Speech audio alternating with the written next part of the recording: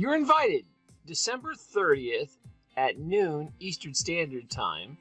That is New York time for you international folks. Basically, if you're watching this live today, it's tomorrow. Tomorrow at noon, I'm having Diana back on, and we are going to talk about how to start a business without any money or very little money. One of the main things I focus on this channel is how to elevate yourself, and part of that is taking control of your own finances. One of the biggest stressors in life is dealing with money and finances, and is there healthy ways to do it?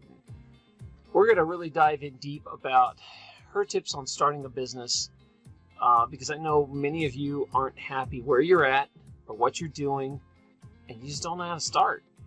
Or you've maybe done a bunch of businesses that have failed, like I've done a lot of them that failed, but I've had a few go. So we're going to dive into that, and I'm going to throw in my 2 cents as well as some other panelists might join us later in the hour.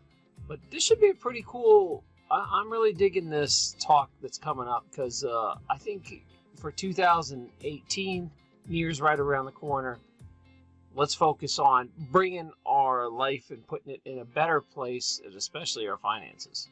So I'll see you there. Remember, it'll start at noon.